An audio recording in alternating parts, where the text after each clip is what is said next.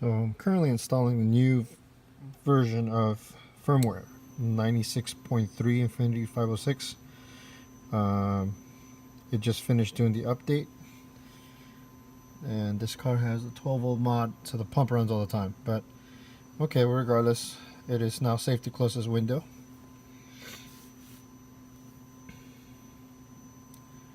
And now we got a map that's populated. Let's see here. We want to get this thing to start. So setup wizard. Engine. We have 3-liter, 6-cylinder, 4-stroke, sequential, coil and plug. Blah blah blah. All this is already here. So it looks like everything else is populated. What else do we got to do here? Drive by wire, map, nope. Okay, so VE calculation, mains park, cam and crank. Okay, so cam and crank. So we go here, and let's go ahead and pull it up from the list. It's pretty forward.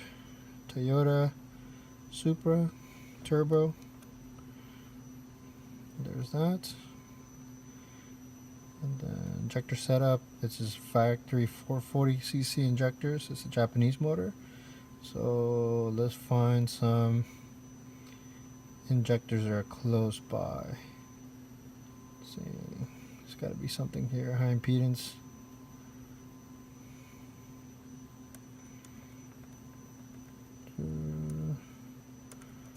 Let's see. I think there's some Subaru ones or something. Fuel tech, fuel injectors. I see 1650. There's got to be something here.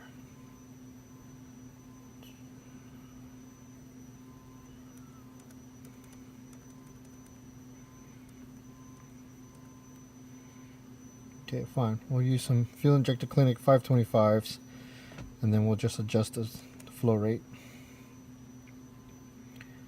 Okay, got no secondary injectors. Okay, we don't need basic sensors. Basic sensors, air temp sensor. We're going to use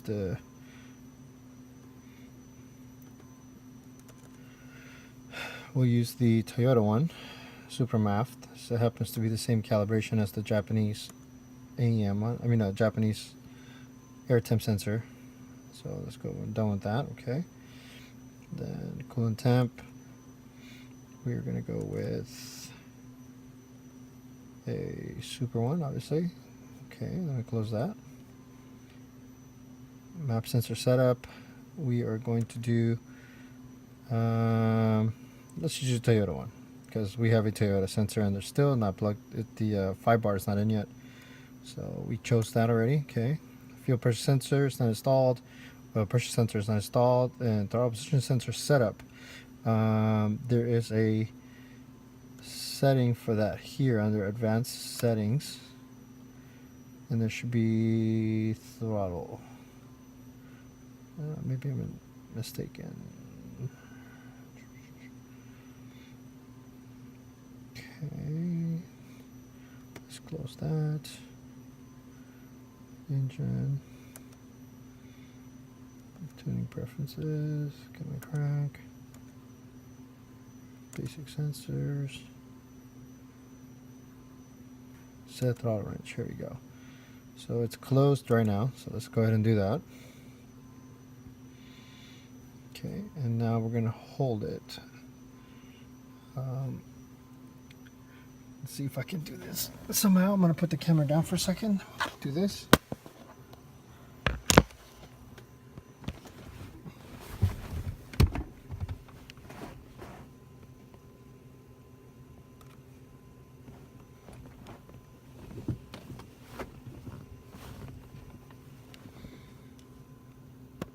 And then let it record the high threshold. Okay, then we let it go. Okay, so that's that. And then we can restart the ECU to take all of those changes. Okay, now all those changes we just made are now permanent.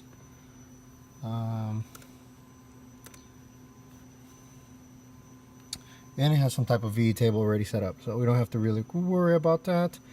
It looks like the map sensor is reading, throttle sensor is reading.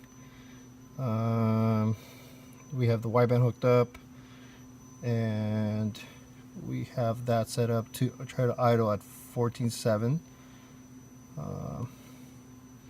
So lambda maps. Okay. Idle I haven't even set up yet, so there's nothing really there. This is 100% from scratch. Nothing really has changed. There's no calibration in the ECU at all. So I chose the map sensor, I chose coolant air temp, the cam and crank sensor. Let's double check the widget again, see if we have anything missing. So in advanced setups, this is all the other stuff that we can do once we're tuning. So we'll leave that alone. Ignition sync, we're supposed to do that right now, but I just want to prove to people that it takes about 10 minutes to get this thing to start running without really going crazy on the setups. Basic sensors, yeah, those are all set. Map, same thing. Everything's reading. Engine, 3 liters, 6 cylinders, blah blah blah. The firing order.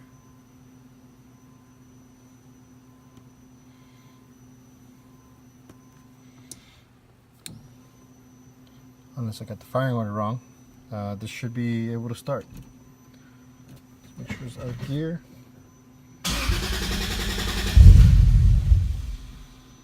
See, not bad, isn't it?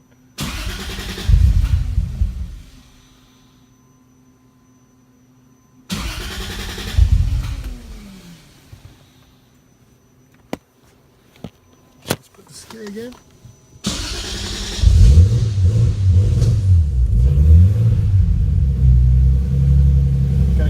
Gas.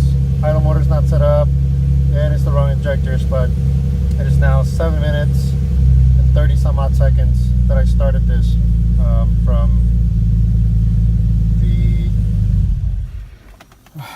from doing the firmware update and choosing all the right sensors. There was no calibration in the ECU at all whatsoever. Obviously I had to put the phone down a couple times.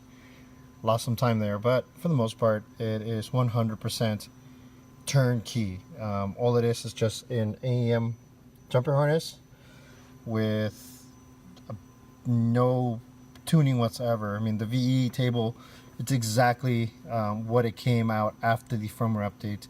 It really has nothing in it. Like, you can see it. Like, the VE table is essentially whatever. The injectors aren't even the right injectors that I selected. I just chose the next closest injector, which is a 525. This is on 440s. It's a Japanese 2JZ, and it actually has 272 cams in it. So this is 100% from scratch startup in under 10 minutes.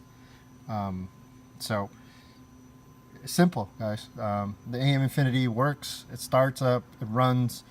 There is literally nothing you can do to get this wrong. I mean, the instructions seem kind of big, but it's quite honestly not that difficult. I mean, it really isn't. It's simple. I don't know why this becomes really troublesome for a lot of people to install this. This is really easy. I decided to do this right now, last minute before I left the shop. I mean, it literally just plugs right in. I haven't even changed the map sensor yet. It's still a factory one.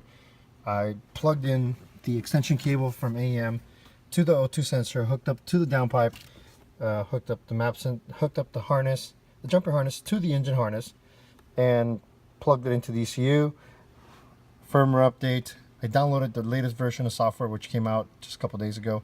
I already installed it into the laptop, but at the beginning of the video you noticed that it was the firmware update happening right before I even started selecting the sensors.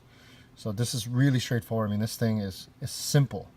It's so simple. You can't really screw this up. I mean, if you screwed it up, it's because you've done something wrong mechanically, or you've done something wrong physically with the wiring. The wiring is 100% the reason why most of the time these installations do fail. I mean, they fail because of installation problems mechanically in the engine, or the wiring. The wiring is, I can't stress this enough, the wiring is one of those things that it has to be right.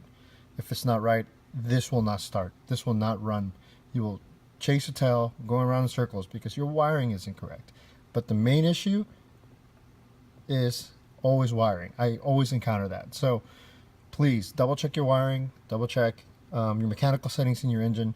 If the timing is dead on and your wiring is dead on, this will start. I mean, this is no calibration in this ECU right now.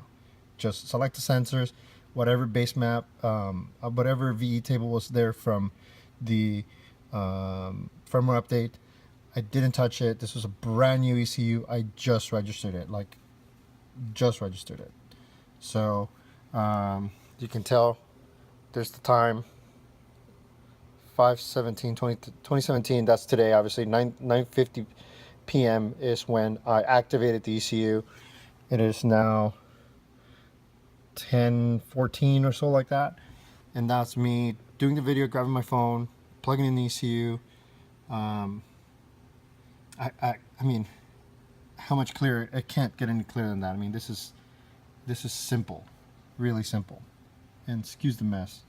We got all kinds of stuff going on in the shop. But anyhow, I wanted to show this to everyone. I'll be posting this on the Infinity Facebook group.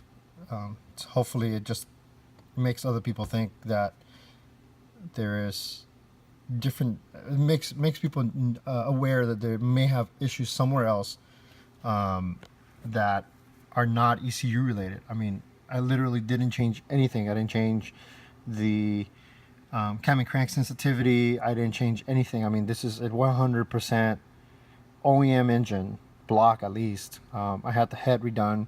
We put some cams in it, changed a bunch of seals, and put everything back together.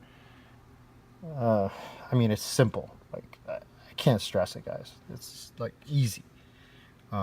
If you cannot get an AEM to start from scratch, it's literally you have something wrong. Something is wrong. So please go back and check your stuff. You know, don't blame the ECU for the problems. The ECU is not the issue. So, you know, get back at it, check it out. Hopefully you can figure out your issues. Yeah, Group A Supra. For those that don't know about the Mark III. But anyways, all right, guys. Hope it helps. Good luck.